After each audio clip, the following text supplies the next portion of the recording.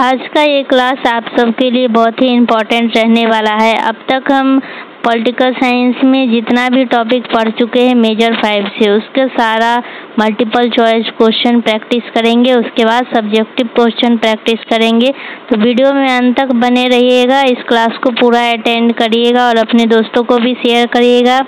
Like and share and subscribe भी करिएगा और कमेंट में बताइएगा कि आज का ये क्लास कैसा लगा आपका। तो चलिए हम शुरू करते हैं। तो आपका पहला क्वेश्चन है, ब्रिटेन की संविधान की सबसे बड़ी विशेषता क्या है?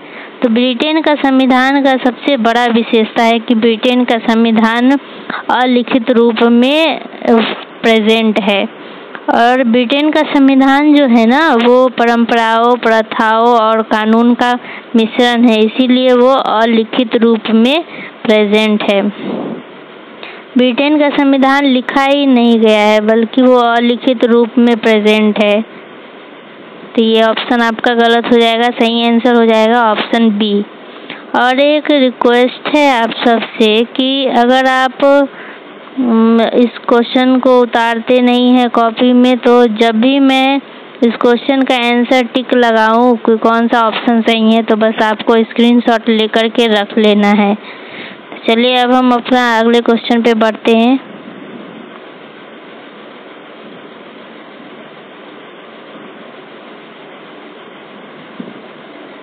अगला सवाल है आपका, ब्रिटेन के संविधान का आधार किस पर है? तो ब्रिटेन का संविधान का जो आधार है वो क्या बोलते हैं, संविधान ज़्यादातर परंपराओं और संसदीय प्रथाओं पर आधारित है।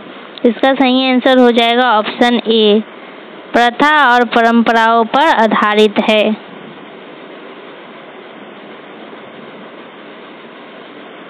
अगला सवाल है आपका,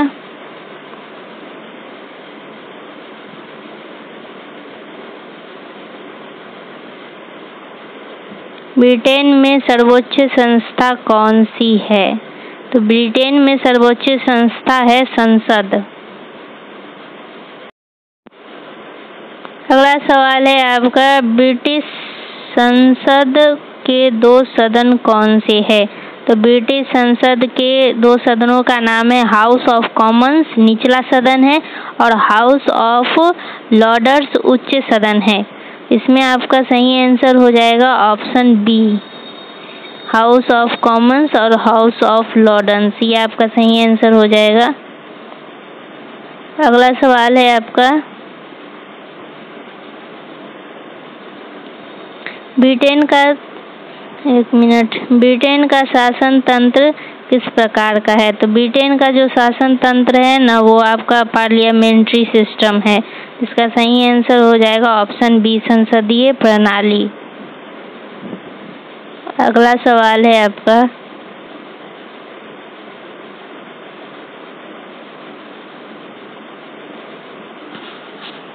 ब्रिटिश संविधान में अंतिम संप्रभुता किसकी मानी जाती है? तो ब्रिटिश संविधान में अंतिम संप्रभुता संसदीय की मानी जाती है, संसद की। तो ये आपका सही आंसर हो जाएगा ऑप्शन सी, संसद के बनाए कानून को कोई चुनौती नहीं दे सकता है, इसीलिए इसको संप्रभुता मानी जाती है। अगला सवाल है आपका,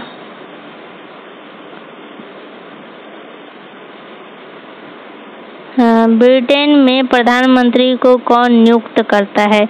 तो ब्रिटेन में प्रधानमंत्री को ऑप्शन सी हो जाएगा, ये आपका सही आंसर, सम्राट नियुक्त करते हैं।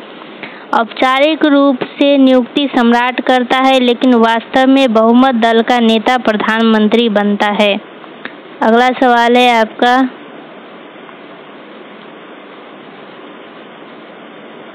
ब्रिटेन में रूल ऑफ लॉ का सिद्धांत किसने दिया था? ब्रिटेन में रूल ऑफ लॉ का सिद्धांत एवी डाइसी ने दिया था।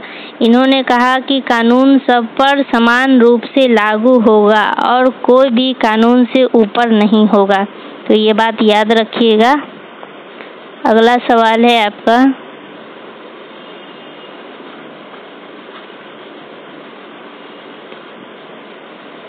ब्रिटेन का संविधान कैसा है? तो ब्रिटेन का संविधान आपका लचीला है। संसद साधारण कानून पास करके संविधान बदल सकती है, इसीलिए ये लचीला है ब्रिटेन का संविधान।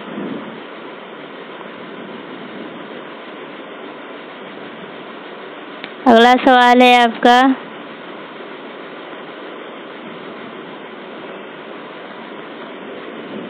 ब्रिटेन में वास्तविक कार्यपालिका कौन है? तो ब्रिटेन में वास्तविक कार्यपालिका प्रधानमंत्री और मंत्री परिषद हैं। सम्राट नाम मात्र से प्रमुख है, असली काम कैबिनेट करता है वहाँ पे। तो इसका सही आंसर हो जाएगा आपका ऑप्शन बी। अगला सवाल है आपका,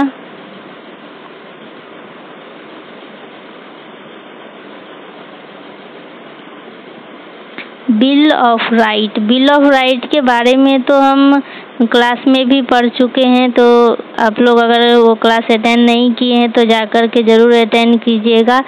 तो ब्रिटिश संविधान में बिल ऑफ राइट कब पारित हुआ था? तो ये तो आप लोग को याद होगा ही, फिर भी हम बता देते हैं। ऑप्शन ए सही आंसर हो जाएगा, 1689 में पारित हुआ था। इस कानून ने संसद की शक्तियां बढ़ाई और सम्राट की शक्तियां सीमित कर दी थी। बिल ऑफ राइट की वजह से कानून ने संसद की शक्तियां बढ़ा दी थी और सम्राट की शक्तियां सीमित कर दी थी। ये पारित हुआ था 1689 में।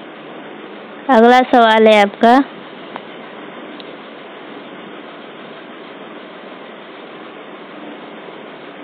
ब्रिटेन में मैग्ना कार्टा किस वर्ष जारी हुआ था? ये भी हम क्लास में पढ़ चुके हैं। जो बच्चे क्लास अटेंड किए होंगे उनको पता ही होगा, फिर भी आप अपना आंसर कमेंट में ज़रूर बताइएगा। इसका सही आंसर होगा 1215। इसे ब्रिटेन का पहला संवैधानिक दस्तावेज माना जाता है जिसने राजा की शक्ति पर रोक लगाई। अगला सवाल है आपका,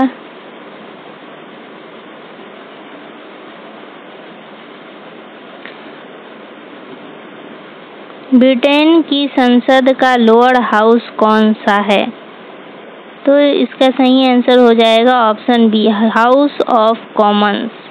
हाउस ऑफ कॉमन्स को लोअर हाउस भी कहा जाता है। यह असली शक्ति वाला संसद है जहां जनता के चुने प्रतिनिधि भी होते हैं। अगला सवाल है आपका, ब्रिटिश संसद की संसदीयता अवधि कितनी होती है? तो ब्रिटिश संसद की संसदीयता अवधि सिर्फ 5 वर्ष के लिए होती है। चुनाव हर 5 साल बाद होता है, लेकिन संसद को पहले भी भंग किया जा सकता है। और अगला सवाल है आपका, कमेंट में आंसर ज़रूर बताते जाइएगा हर एक क्वेश्चन का। आपको जो भी सही आंसर लगे बस कमेंट करके बता देना है, ये नहीं कि बताना ही नहीं है कमेंट में। तो अगला सवाल है, ब्रिटेन में कार्यपालिका किसके प्रति उत्तरदायी है? तो ब्रिटेन में जो कार्यपालिका है वो हाउस ऑफ कॉमन्स के प्रति उत्तरदायी है। प्रधानमंत्री और मंत्री परिषद को इसी सदन के प्रति जवाबदेह रहना पड़ता है। ये आपका सही आंसर हो जाएगा ऑप्शन सी। अगला सवाल है आपका,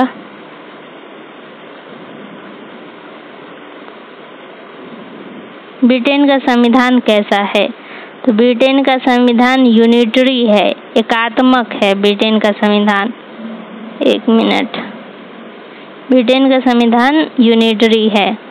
पूरे देश एक ही केंद्र सरकार से चलता है, राज्य को स्वतंत्र अधिकार है ही नहीं, इसीलिए हम बोलेंगे इसको यूनिटरी। ब्रिटेन का संविधान कैसा है? तो ब्रिटेन का संविधान एकात्मक है।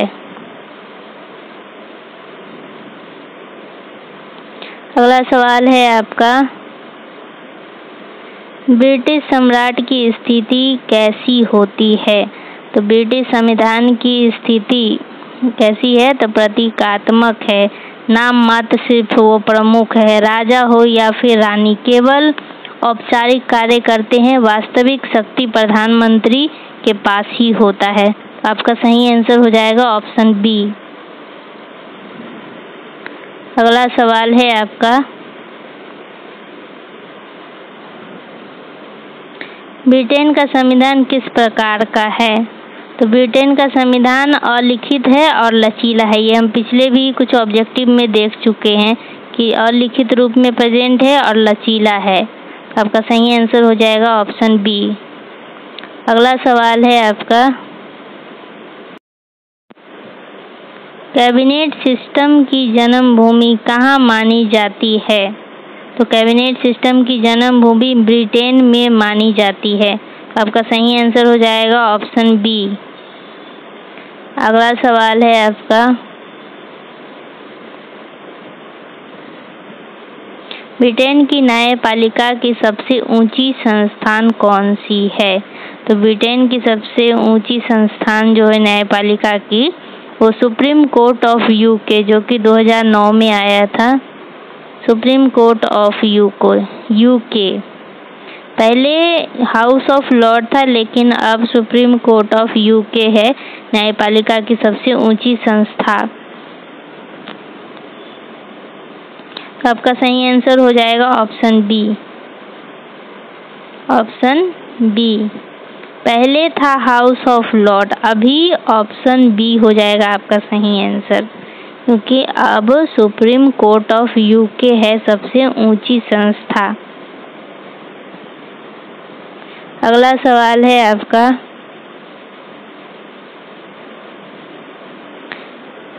ब्रिटिश संविधान में किसे मदर ऑफ पार्लियामेंट कहा जाता है?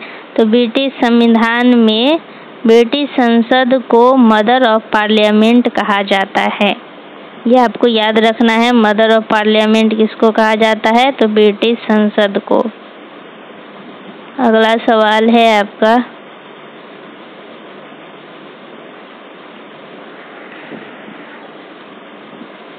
ब्रिटेन में संसद को भंग करने का अधिकार किसके पास है? तो ब्रिटेन में संसद को भंग करने का अधिकार सम्राट के पास है। और पिछले ऑब्जेक्टिव में भी हम पढ़े थे कि राष्ट्रपति शायद ऐसा ही कुछ था क्वेश्चन, नियुक्त करने का अधिकार किसको है? तो वो भी सम्राट को ही था, और भंग करने का अधिकार भी सम्राट के पास ही है। अगला सवाल है आपका, ब्रिटेन का संविधान किस पर आधारित है? तो ब्रिटेन का संविधान संसदीय अधिनियम पर आधारित है। आपका सही आंसर हो जाएगा ऑप्शन सी।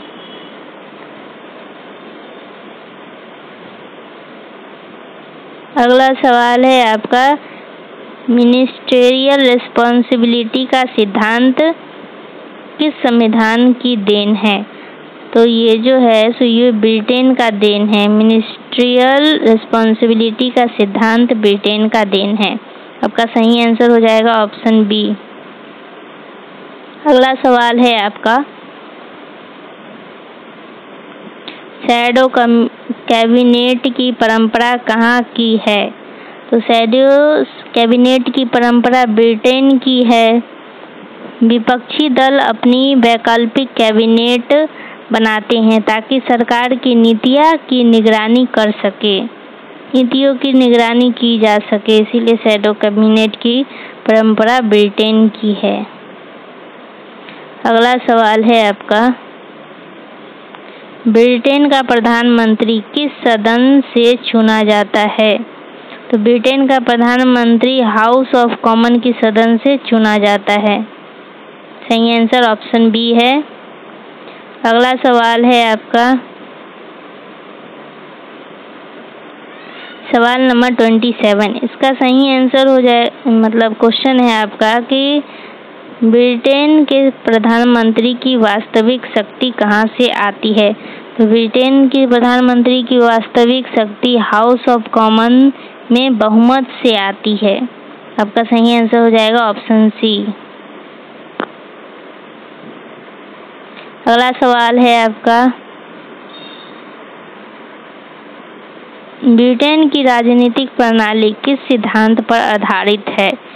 तो ब्रिटेन की राजनीतिक प्रणाली जो है तो वो शक्तियों का संकलन पर आधारित है। शक्तियों का संकलन मतलब कार्यपालिका और विधायिका आपस में जुड़ी हुई है। ऑप्शन बी आपका सही आंसर हो जाएगा। स्क्रीनशॉट लेते चलिएगा। तो अगला सवाल है आपका,